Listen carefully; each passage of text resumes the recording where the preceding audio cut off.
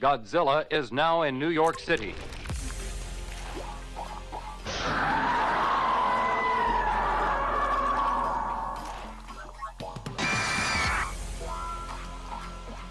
Monster 01 and 02, commence the attack.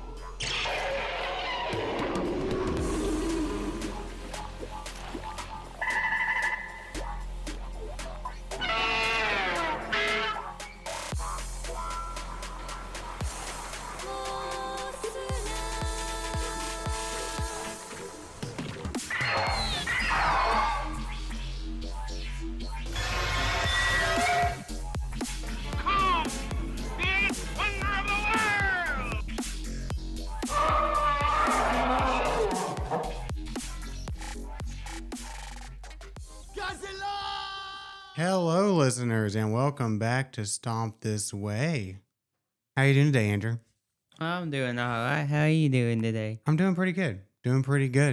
It's late on a Sunday night, but we're gonna get this done. Yeah, We're gonna get it done. we're gonna get Excuse it done. the train in the background if you hear it, but we're gonna record through it because we're on a timetable. It's past my bedtime, but It's past all of our time. past all of our bedtimes. Well, you don't have to get up early in the morning, unlike somebody. Yeah, and I didn't get a lot of sleep last night. That's true. You didn't get in until 5. Like, I didn't go 5:30 this to morning. bed till like past 6, so. And That's true. Well, got me up before 12. yeah, because we went and saw a movie today, and you know what? I said earlier, if I had a nickel for every wrestling themed movie I saw today, I would have 2 nickels, which doesn't sound like a lot, but it's weird that it happened twice. It's an old Phineas and Ferb joke. Yeah, we went and watched The Smashing Machine, that new Dwayne Johnson movie about Mark Kerr, the former UFC fighter. And then we came home and we watched Baker Mayfield play some football. And then we And barely win again. barely went again. And then we installed a light, which was an adventure, a family adventure. And then we sat down and watched The Calamari Wrestler, our subject for today. I've also seen it listed as just Calamari Wrestler, but the title on the DVD was The Calamari Wrestler. So that's what we're gonna roll with. That's what the episode title shall be. But anyway, I don't have a lot of production trivia. This is a pretty obscure movie. I was able to find a DVD release from like 2007, so that was good. That was a good thing. That was good. But I will tell you that this is from director Minoru Kawasaki, we reviewed his work before. He is the director of Monster X Strikes Back, Attack the G8 Summit. And apparently he's kind of made a career out of these like monster parody kind of movie things. So you're saying we might have more to come in the future? Maybe. We'll see. We'll see. But and the squid is played by Hurricane Ryu, a man that we've also discussed on this podcast. He's a veteran suit actor of the genre, played a lot of the villains in the Heisei era of Godzilla movies and things of that nature. But yeah. And then I don't really have any box office information, except it was released originally July 30th of 2004. This movie's over 20 years old now. But yeah. A lot of these movies we've been doing lately have no box office. No box office. They're pretty obscure, and I apologize for that. But all right, well, I've got the trailer pulled up, so let's listen to that, and we'll list off the cast and crew, plot summary, all that jazz. But we will see you on the other side.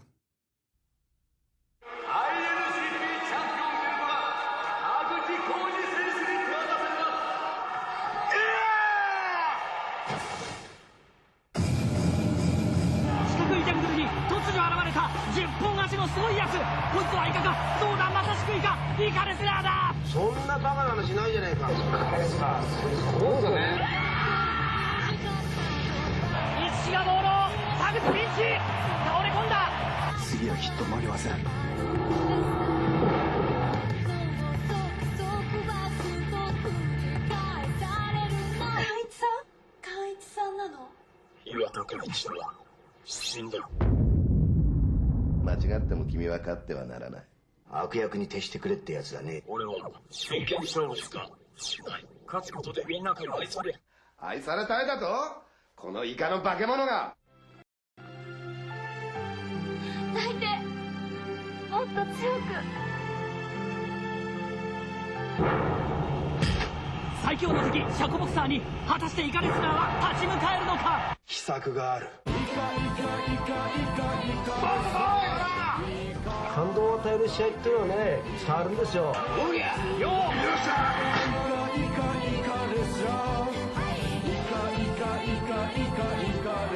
風が鳴き海が震える感動のドラマ。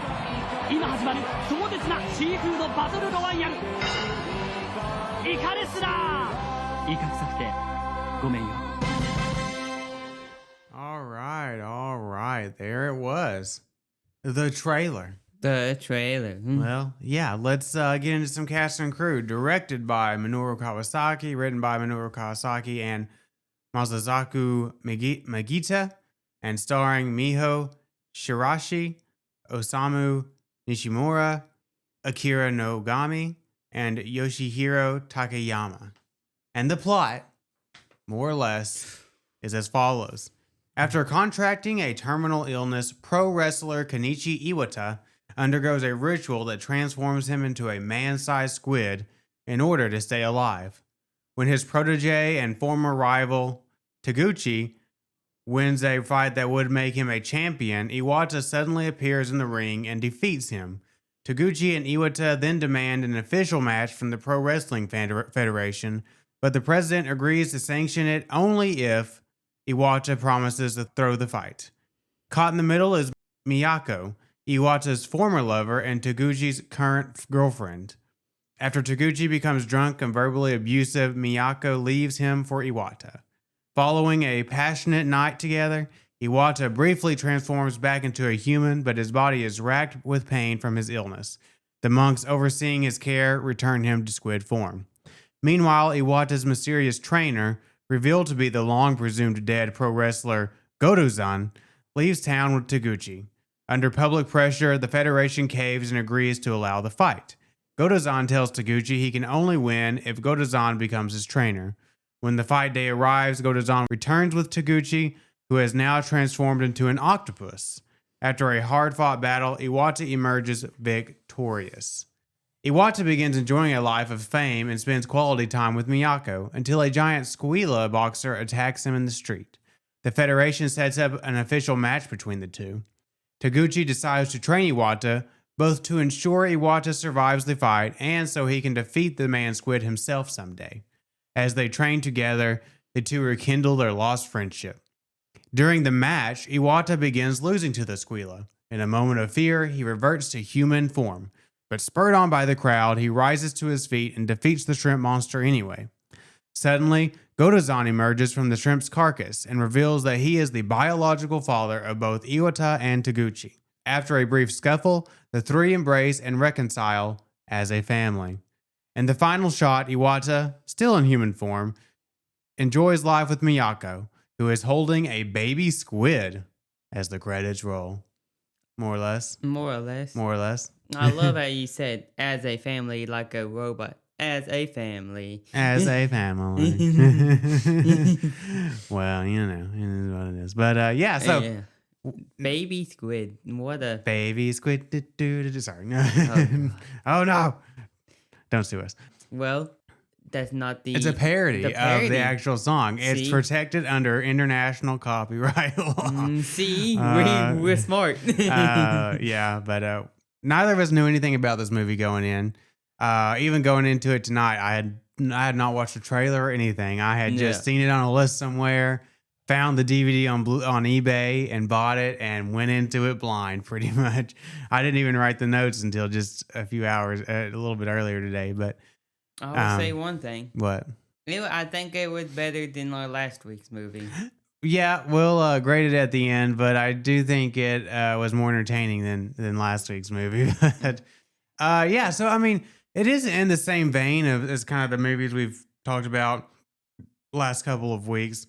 You know, I've talked about those were indie movies picked up by SRS Cinema and released pretty recently. This one is not an SRS Cinema release. This was an older DVD release, but kind of in that same vein of kind of that parody kind of genre. Yeah, not as goofy parody as some of those SRS Cinema things. So. No, this one, and we'll talk about it, this one. This one at least attempts to tell a more of a story than to be a collection of gag reels. It tries to be like a more of a just a comedy more than kind of a dramedy almost. Maybe that's too selling the drama a little too much, but no, I was kind of struck because we went and watched that. It's like more like trying to be a regular comedy than this over dramatic spoof movie. Yeah. Well, and I was struck because and I made fun earlier about watching 2 wrestling movies today, but we went and watched The Smashing Machine earlier today, and that is very much your pretty standard sports biopic. And this movie that we just watched, the Calamari Wrestler, is spoofing that, and so much that it is actually kind of following that formula of the wrestling biopic. Yeah. And it just is goofy in the sense that the guy turns into a squid. But it's this like sea creatures fighting each other. Yeah, but it does follow that kind of formula that you would expect from a sports biopic, where it's about. And, it was funny because it paralleled a lot of that movie that we watched today, where both Mark Kerr and Iwata in this movie were 2 men who were obsessed with wrestling, whereas like in Mark, obviously, the punching or the Smashing Machine is a much more serious drama, but he had a drug addiction problem that was, he was, feeding into his wrestling obsession or the wrestling obsession was feeding into the drug problem. And in this, he wanted to win so bad that he went and got some like weird experimental treatment to turn him into a squid to prolong his life or something. So he could fight longer. I guess. Some of his motivations are kind of unclear throughout the movie, but yeah. And then the fact that they were both like, Mark Kerr was like, he had his issues, but like, he on the outside world, he was like a super nice guy, and then the squid is like the super nice guy and man of the people type. And I just thought all the parallels were kind of funny watching those 2 movies today. But yeah, the movie starts. It starts with a wrestling match. These are like pro wrestlers. Yeah. I don't know a lot about Japanese pro wrestling. They talk about throwing fights and stuff in this movie, but it seems like it's more of a legit sport than like the WWE or something, which is just completely performative.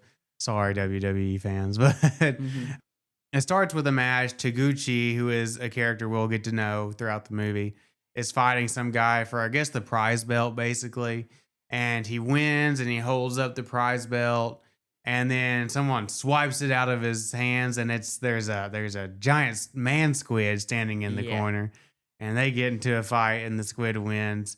And then the story kind of unfolds from there, where you learn that the squid was using the same fighting techniques of this man called Kenichi Iwata, who was a guy, the wrestling champion who had contracted like a terminal illness and had gone away, and everyone thought he was dead, I guess. Yeah. And but everyone pretty quickly figures out in this movie, oh, this is Iwata. And he doesn't even hide it. No, he doesn't even really hide it. And then, he tries to kind of hide it at first, but he says he's from Pakistan and blah, blah, blah. But he actually got transformed in Pakistan, but I guess. But they're kind of vague on the whole transforming thing. But then, we also kind of get into the whole drama of like, Taguchi has this girlfriend named Miyako, but she's also like the former lover of Iwata. And Taguchi has this whole complex where he was like the protege, I guess, of Iwata, and then kind of turned into a rival. And he always felt like he was living in Iwata's shadow, and even getting like his secondhand girlfriend or whatever, and all this. And then, once he figures out it's Iwata, he gets kind of drunk and, kind of abusive, and basically tells Miyako, I wouldn't even be interested in you if you hadn't been with Iwata. And, does the whole, was he better in bed than me? And she slaps him and, the whole thing. But, and then she leaves him. And then she leaves him to go back to the Squid Man. The Squid Man. and there's the whole thing with like the Pro Wrestling Federation, of course, they're sleazy. And the president's sleazy. And Iwata wants to do an official fight so he can win the belt back or whatever. But the president of the thing doesn't want to do it unless Iwata agrees to throw the fight because he doesn't want a squid beating their Japanese champion. And, this director, and you can kind of see, I think, some of that in the Attack the G8 Summit movie where, he has a lot of themes on like nationalism and stuff. Yeah. And in this movie, they're going to, I don't know how successful it is, but he's really going to try to tie in some themes of nationalism and with like this story of like this old wrestler, Goto-san, who was like a wrestler from the 50s who, like after in post-war Japan, as they were like trying to rebuild, had kind of like embodied the Japanese spirit and like, I guess had like beat Western fighters and all of this. And, they try to make some themes about how like people kind of like project, national pride and kind of like enemies onto, these kind of like sports figures and like they did with Goto-san. I mean, like in America, the easy correlation is like how Rocky beat communism by beating Drago in Rocky 4, kind of that kind of thing, I think. But, there's some things about that and how I don't know again how well they carry throughout the movie, but about how like that's kind of flawed thinking and that kind of nationalism is bad, I guess, or something. I don't know. But anyway, so eventually, Iwata, like at first everyone's afraid of him. Like he goes to the market and like all the like people on all the people selling their stuff on the street are like scared of him. And then he goes back later and you see that they all love him now and they're all trying to give him like discounted food and stuff. Because when he first came to the produce shop, the guy was so nervous he kept giving him wrong change, and he always gave him back like, "Oh, you gave me the wrong change." You gave me the wrong change, and the guy was terrified. But now he's like, and they're also kind of using him as like a promotion to like sell their stuff more and stuff like that. But when they do the fight,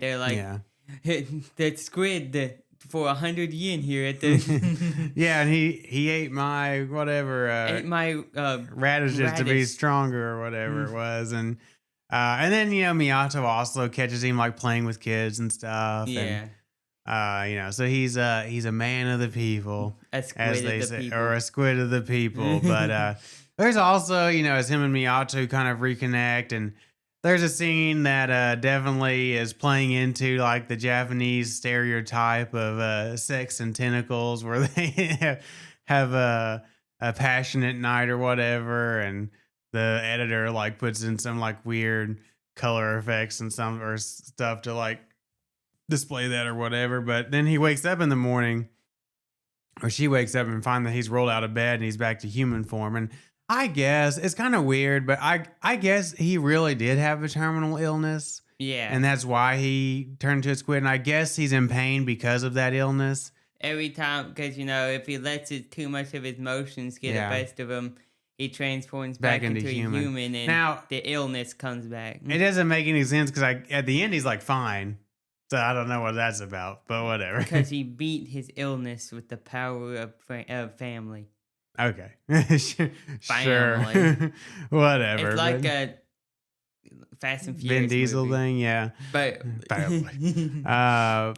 yeah, but so they go and they do their match, and Goto-san had like went to Taguchi and was like, coming back to me with Pakistan, you're gonna lose this fight or whatever. So we're kind of not sure about Goto-san's motivation for pretty much this whole movie till the end. But he flies off with Taguchi, and then when they come back, Taguchi is now an octopus. And so now they get into this big fight, and looks like the octopus is gonna win for a while, but in Mhm. the end, Iwata wins, and now he's like a big national hero, and everyone Yeah. wants his autograph, and poor Taguchi's like crashed out at the bars or whatever, Yeah. but then Iwata like gets assaulted on the street by this squila boxer thing. A Yeah. squila, I guess, is like a type of mantis shrimp or whatever. The But mantis shrimp. so now they're gonna like set up the Federation set up this new fight with the shrimp monster, and it's definitely a Rocky thing, like Rocky 1 and 2 combined, where the enemy, like Apollo was the bad guy, and Yeah. I guess really the first two movies, and then Enemy in of part my enemy is my the friend. part now. 3, Apollo was Rocky's trainer all of a sudden. We kind of do all of that here in the span of 90 minutes, where Taguchi is first the mortal enemy, and then he's gonna train him later. His excuse was he didn't want Iwata to die in the ring because he wanted to beat Iwata himself or whatever. It's like when your mortal enemy becomes your best friend. Yeah. And you can tell that they're kind of reconnecting their friendship. And I will say about this movie, the one thing that I do like is like, yeah, it's weird, it's a spoof movie, all that kind of stuff, but they do try to infuse it with some actual heart, with those Yeah. relationships, with particularly with Taguchi and Iwata, and with the girlfriend Miyato. And also, I can follow the plot, which a lot of these things is Yeah. not always the case. And they do throw some pretty, it's nothing like special, like no one's winning an Oscar for best original screenplay here, but they throw in some nice, curveballs and plot twists and stuff. Yeah. And, I did think watching the movie, I was like, it kind of feels weird. I feel like this fight between Iwata and Taguchi should be like the finale of the movie. And and then as it goes on, I'm like, I wonder, this is kind of starting to wear thin a little bit.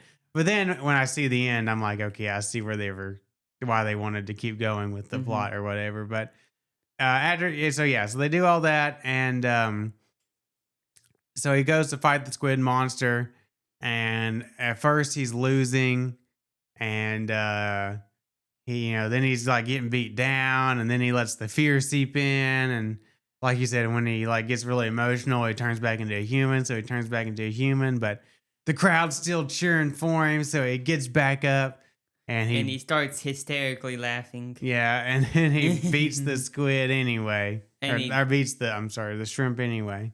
The mantis shrimp. The mantis shrimp, and then out of the mantis shrimp body rises up Godo-san, and then Godo-san like out of nowhere is like, I'm your real father. There was a conversation earlier that Iwata had with Miyato in a restaurant where he's like, my father died when I was 1 year old, or left when I was 1 year old, or whatever, and I never knew him, and blah, blah, blah. Which I thought, like, they were former lovers, weren't they? Why did she not already know this? This is kind of a weird thing to not have ever told your girlfriend, but okay. But whatever, it's important for the plot. So anyway, and then they literally slap each other for a little bit, and then they hug it out, and it's like a big hurrah moment. And then we cut, and I guess in this cut, we guess he still has a little bit of squid in him. Yeah, because she had made the line earlier. It was a joke, but I want to have your babies or whatever. I want to have your children or whatever. Yeah. And anyway, so he comes running out of the house, and you can tell she's holding something, but you can't really tell what it is. And then he runs to her, and then he picks up whatever she has in his arms and holds it up, and it's a baby squid. And then it comes up the end, and credits roll. Oh, goodness. But listen, I enjoyed a lot of this movie. It's both a monster movie spoof and definitely like a boxing movie, wrestling movie spoof. Yeah. I mean, they do the whole Rocky montage thing where he's doing the training montage. And it's kind of hilarious to see him like lifting the bars and the bar, stuff. and then on the little like elliptical with his tentacles flopping and then he's around. like running through the and he's running on the with, track with like, Taguchi, like and I'm Rocky, like, and I'm like, Hurricane Ryu must have been having a hell of a time in that suit trying to he run. probably barely breathed, and he's like, he couldn't probably breathe in there. Yeah. So all that was a lot of fun, and just like I said, the whole Apollo Rocky thing that they kind of repeat, the whole Apollo or the whole Rocky Drago thing they kind of do.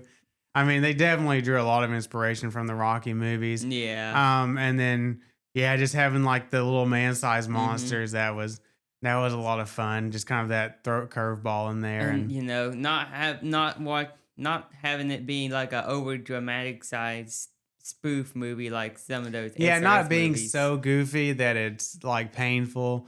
But they actually, like I said, try to infuse some heart into it, and I think they're pretty successful. Now the acting is terrible, largely. Especially I think on the part of the actress for Miyato, she's not very good. No. And then there's, you know, what can you expect? yeah, these are low. I mean, it's obviously a low budget movie. You can tell from the quality of the film. You can tell from the quality of the sound. And you know, the way there's a lot of archival footage of big audiences, and then when they're actually in the ring, they only have like the ring and the people immediately around the ring lit, and then just pitch black behind them where the audience is supposed to be. Yeah. So you know, they were definitely on a budget, and the suits and everything. Some of that's probably intentional, but they were definitely on a budget. But that being said, I think, you know, they had a pretty good time with it. They did the best they could with what they had. Yeah. So, yeah, I mean, you know, it's 90 minutes. I mean, you can say maybe stretched a little thin in parts. But, you know, it's not as thin as the Great Budo Arrival or whatever. Well, I don't know how that one was really short. It was not as thin as Sea Monster Wars, which we talked on and on about, how that was like a 20-minute concept stretched out to 80 minutes. This one was actually kind of like, you know, it was probably about right at 90 minutes. Yeah. Maybe it could have been 5-10 minutes shorter, but it wasn't like, I didn't really see the seams pulling apart to get it to feature length. So that was nice. And to be honest, I think 5 to 10 minutes shorter on every movie I watch, I usually say it could have been shorter. Very rare instance I'm like, hey, that was the perfect length. But no, I mean, it was a fun time. Yeah, I enjoyed it. Yeah. You want to do some creature design? Sure. Well, we have the Calamari Wrestler, the squid. I mean, you know, he's a guy in a squid costume. I mean, this squid costume, they didn't even try to hide Hurricane Ryu's legs. He's got like, the pants are kind of like, you know, it's your pretty traditional, like what you would see in like an Ultraman or show squid costume kind of thing, where it's like the squid and the arms dangling at the waist or whatever. Now, usually they put like 2 big tentacles where they like hide the legs in or whatever. They didn't even put tentacles over his legs. It's like pants that are like the same, like silver pants and then like black boots. You could say he's supposed to be a hybrid. I guess he's like a man squid thing, like I said. Squid. But I do love the eyes. Like they've got these big old eyes that like move around and wonder. they're like wandering in different directions, or they get cross-eyed sometimes, and it is kind of funny. I did like that part. And then there's the squid, the octopus, and it's more of a red color, and it's more short and squatty, and the tentacles are shorter. Yeah, it looks more like an octopus, like being. Yeah, similar type of suit, and then we got. Maybe the best looking suit is the Squealer monster, where it's like it's definitely a suit that you would easily see in an Ultraman or maybe more, these are man size, maybe more Kamen Rider type thing. And he looks like a shrimp monster, and he's got boxing gloves on. And he's got one boxing glove, and he's got like his little like shrimp arm blade thing. Yeah. And it was kind of funny. And he had like the high-pitched squealy voice. Yeah, like for the squid, like he had like the distorted voice, almost like they were trying to make him sound like, I think you heard it in the trailer. He was talking underwater with like the bubbly voice or whatever. Yeah. And then for this, I don't remember what the octopus voice sounded like or if they ever talked, but similar. The octopus, it was like similar to the squid. Yeah, and then the shrimp was, like you said, very high pitched, like, like most of these high pitched squealy. Thing that you would hear in like an Ultraman or Kamen Rider show. Yeah, so I mean, listen, they're obviously they're cheaper suits, but it functions for the movie they're trying to make. And then effects. I mean, not a whole lot of effects.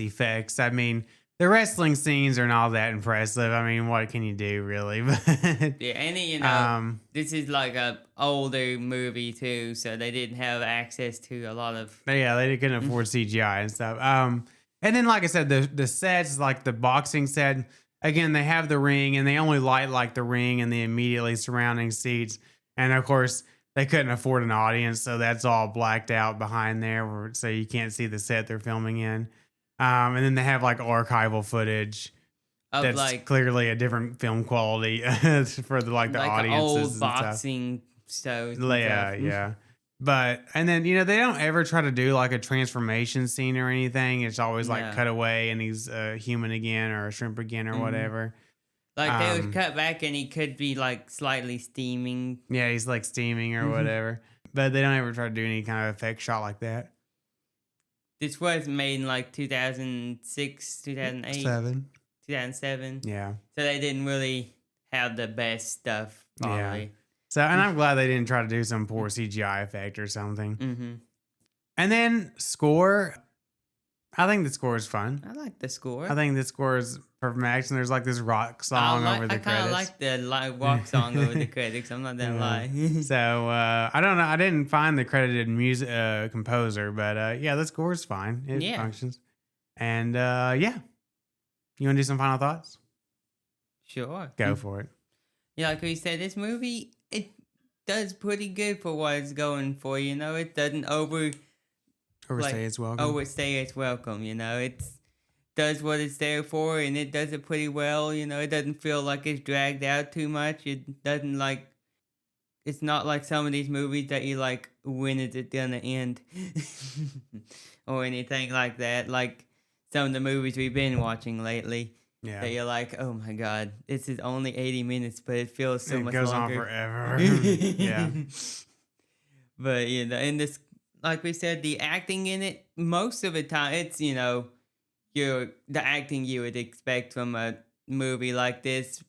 But, they do it pretty well. They know what they're there for, what they're doing. And, and it makes it better that it's not like an over dramatic sized spoof movie like some of the early other ones we've watched. It kind of displays into that regular kind of comedy, dramedy kind of thing it's trying to go for, spoofy thing. Yeah. And, the score in it, like we said, the score is pretty good for the movie that it's in. I like the score throughout the movie, and I like the rock music at the credits that they play, Yeah. And, they have a slideshow through the credits showing in screen. Yeah. And all that. Mm-hmm. Just like any sports movie. Just any sports movie. Any documentary. Yeah. And, I think the suits also look really good. All the suits for the movie we watched look really good for this type of movie, Yeah. And I think I'll give this a solid C. C. Okay. Yeah, listen, like I said, I was actually kind of impressed with this movie. I mean, listen, it's a cheap movie. Obviously, they didn't have a lot of money. The acting's not very good. It's kind of formulaic in parts. The suits, kind of look cheap. The wrestling scenes are not very good. Not that you'd expect them to be in a movie like this, or that they were trying to or needed them to be or anything. But I was impressed that they tried to actually infuse like some heart into this movie and some themes and an actual plot that you could follow. And I think they actually accomplished that. I thought it was kind of heartwarming for Taguchi and Iwata to kind of, rekindle their friendship and all of that. Miyato got back with Iwata at the end. The whole Goto-san mystery, kind of kept me hooked into the movie. Mm-hmm. What was his deal? What's going on with him? And it's only 90 minutes. Doesn't overstay its welcome. I think there's actually some real, truly kind of funny moments in the movie. Yeah. And I think there's actually some real heartwarming moments in the movie, which I think is the most you could ask for, like a spoof movie, parody movie like this. And I was actually pretty impressed. So yeah, I'm going to be kinder than you. I think I'm going to give it a B-. Wow. Yeah, I thought it was I was kind of impressed for what it was, for it to be as engaging as it was. I think was a real win for this director. I think we both walked into it thinking, "Oh my god, this is gonna be horrible." I always walk into these type of movies. Like, I like watching indie movies, and I'm always happy when they hit. But I usually walk into these, especially the ones we watch for this podcast, like, oh, this is gonna be, this is gonna be rough. And it's usually and in the first 5 minutes or so of this, I was like, oh, this is gonna be rough. But and then, it turned around. It turned around. Kept going, and you're like, oh, this is It's actually not that bad. Yeah. So yeah, I'll give it a solid B-.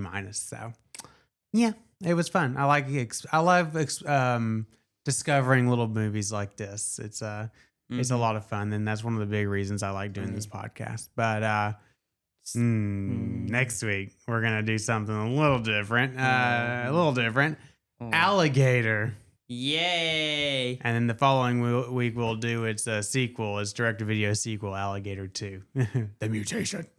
You're doing direct-to-video? Well, this one only had one direct-to-video sequel, so I'll make an exception for that. We'll do 1 and 2, and it's not a sci-fi original or a asylum movie or anything like that. So Alligator 1 and 2 will be our next 2 weeks, and then we'll do like Jason and the Argonauts and stuff like that. I think. Yeah, I bought a new movie. Aaron said he might put on the schedule. Andrew bought a Chinese movie called Croczilla. We helped put on the schedule. I saw one on Shudder called Crocodile. It's a Thai movie, an old Thai movie. We'll have to put on the schedule.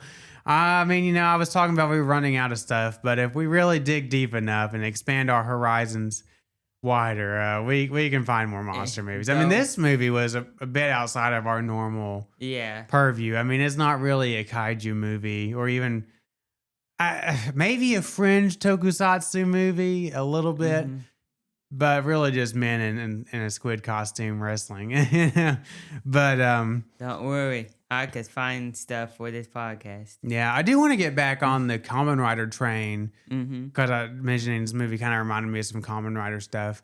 And I do want to review. I don't want to review every Kamen Rider movie like we did Ultraman, but the original, we did Shin Kamen Rider, and then the original, like the first Shin Kamen Rider movie that I got. That's maybe like a legit standalone movie that I do want to review on this podcast. Maybe the 3 90s things. I don't think all 3. Let's just do one, but that one. But we'll see. We'll see. But yeah, so so next 2 weeks will be Alligator 1 and 2. I didn't have any other news other than that. It's been slow on the news front as far as I can tell. But yeah, so. But if you have any news you want to tell us, you can always contact us if you have anything you want to say.